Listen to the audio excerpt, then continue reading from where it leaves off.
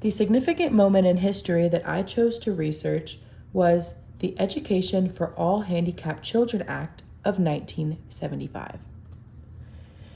Before this act passed, in the years of 1970, many children with disabilities were not given the opportunity to have an education or even participate in any experiences to learn. This means that 1 out of 5 children were educated, only 20% of the children at that time. The U.S. Department of Education says that many states at this time would not include children who were even deaf, blind, mentally, or physically impaired in school as well. However, the parents of these children and other activists who did not agree with this felt it was time for a change.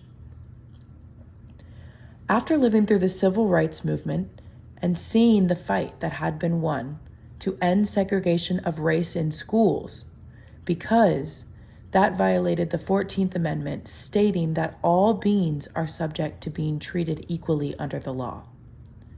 These parents and activists felt that the rest of the children suffering through discrimination for being different needed to come to an end as well, so they filed their own lawsuits claiming so.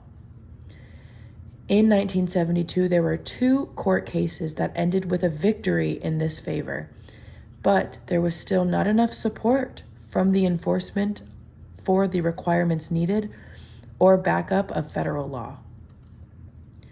When the Act for Handicapped Children did pass in 1975, this ensured payments be made to state agencies so that grants can be made to make sure the children have the proper materials needed to gain equal learning opportunities.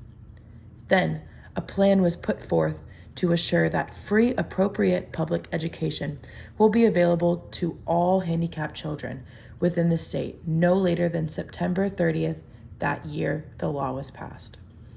There was also people selected to advise potential unmet needs in the process to make this act work in all schools. To this day, the inclusion of handicapped children in the classroom is still developing, but it has made great progress and success in a lot of situations.